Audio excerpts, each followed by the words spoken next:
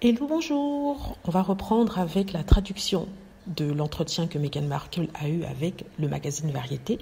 Il s'agit d'une troisième partie. Je crois qu'il y en a deux autres qui suivent. Donc, on commence. Le journaliste. Vous êtes au milieu d'une première saison réussie d'Archetype. L'émission décompose les étiquettes nocives mises sur les femmes. Quelles sont les plus grandes idées fausses sur vous? Je pense que ce qui se passe est qu'en regardant de l'extérieur, quand il y a autant de bruit autour, on est déshumanisé. Mais si vous vous souvenez que c'est d'un être humain dont on parle, alors vous ne le traiterez pas, ne parlerez pas de lui, ne le regarderez pas de la même façon. Mon espoir pour les archétypes est que les gens sortent en pensant « Oh, c'est une vraie personne, elle rit et pose des questions et aborde les choses avec curiosité. » Le journaliste, qui a été l'interview la plus difficile jusqu'à présent.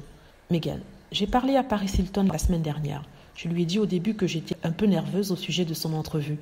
J'étais gênée de l'admettre, mais j'ai eu un jugement sur elle basé sur tout ce que j'ai vu et je n'aime pas venir d'un lieu de jugement.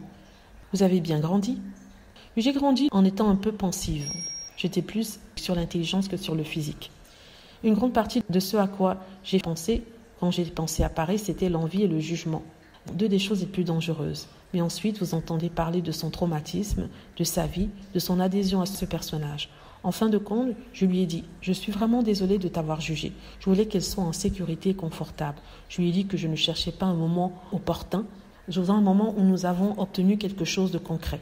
Mais cet épisode n'est pas présenté comme une défense de Paris. C'est son humanisation.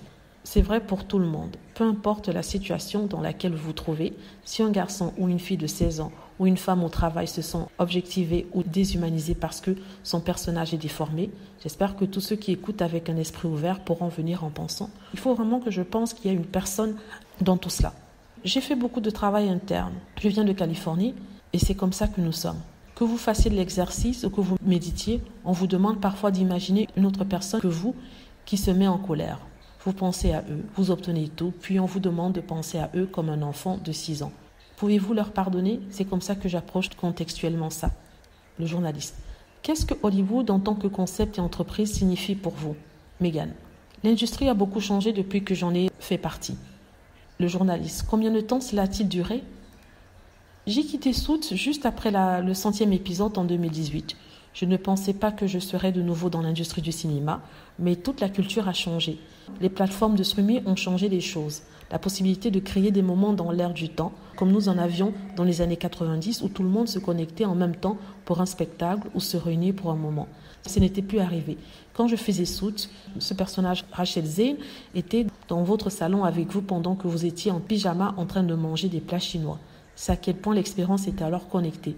Mais créer un moment culturel où une conversation nécessite quelque chose de différent aujourd'hui. Le podcasting a été vraiment intéressant à ce niveau-là. C'est peut-être l'un des seuls forums restant où les gens sont seuls pour écouter. Il n'y a pas d'autre endroit où avoir cette opportunité. Le journaliste, c'est presque méditatif. Oui, ça l'est. C'est ce que j'aime aussi. C'est l'accès à du contenu international que les gens n'avaient pas avant. C'est un grand changement par rapport à ce qu'il y avait. Le journaliste, avant de quitter l'industrie, à quel point la toxicité que nous avons collectivement découverte dans le mouvement comme MeToo et Oscar So White était-elle palpable? Meghan Markle. Nous n'avions pas de nom pour cela à l'époque. Il y avait juste certaines choses qui étaient acceptées. S'il y avait un malaise, vous venez et le gérez. Cela a forcé beaucoup de femmes à vivre avec cette idée de se taire, de ne pas être perturbatrice, de ne pas donner la parole à des choses qui pourraient créer de l'inquiétude ou de l'inconfort. Pour moi, j'ai essayé pendant si longtemps d'atterrir dans une émission, de filmer tous ces pilotes en me demandant s'ils allaient être captés. Toute la saison de Suits, j'étais convaincue que je n'allais pas être retenue, tout le temps. C'est arrivé à un point où le créateur a dit « Pourquoi es-tu si inquiète à ce sujet ?» Le journaliste. Envisageriez-vous un jour de reprendre votre métier d'actrice? Meghan. Non, j'en ai fini avec. Je suppose qu'il ne faut jamais dire jamais, mais mon intention est de ne plus continuer à être actrice. Voilà, donc ça c'est la troisième partie. Et il y a une dernière qui suit, ça sera posté demain, si bien sûr il n'y a rien d'autre qui vient entre ça. Ici elle parle de ses projets, elle parle d'Archetype, elle parle de son ressenti par rapport à Archetype, comment elle veut rester authentique, la place qu'elle veut donner aux personnes qu'elle interviewe dans Archetype, leur laisser une place pour s'exprimer. Et dans le cadre de Paris Hilton, elle disait qu'elle ne voulait pas prendre la défense de Paris Hilton et qu'elle voulait juste lui donner une place où s'exprimer et de montrer à quel point c'est un être humain. Justement, par rapport à elle, la perception qu'on a d'elle, elle dit qu'il faut juste se rappeler que derrière tout ce qui est dit négatif ou positif, il faut se souvenir, se rappeler qu'il y a quelqu'un d'humain. Et à partir de là, ça permettra à ce qu'on ne parle plus de cette personne-là d'une certaine façon ou qu'on ne la traite plus d'une certaine façon. Voilà, j'ai trouvé vraiment cette partie très intéressante parce que ça parle de son point de vue sur différentes choses, même le MeToo. Par exemple, dans le MeToo, elle dit qu'en fait, durant son époque, quand il n'y avait pas encore tous ces forums où les femmes venaient parler de ce qui leur est arrivé, les femmes, les actrices, devaient la fermer et continuer leur travail sans s'exprimer sur ce qui s'était passé parce qu'elles avaient peur de déranger, elles avaient peur de parler de choses embarrassantes et de parler de choses qui mettent mal à l'aise le public ou alors les gens dans l'industrie. Elles ne pensaient jamais à elles, pensaient toujours aux autres, à ce qui pourrait arriver aussi à sa carrière, il faut dire. Donc c'est d'ailleurs de ça dont je parlais dans une vidéo que j'ai faite il y a 2 jours de cela. Elle dit en fait qu'aujourd'hui ça a changé et Dieu merci que c'est changé. Elle parle de tout ce qu'elle fait avec Archwell et elle expliquait dans quel contexte elle a quitté aussi le Suits et que le podcasting, c'est-à-dire un espace où parler, on entend la voix plus qu'on ne voit l'image, permet d'atteindre plus d'autres personnes, un autre public et permet aux gens de réfléchir.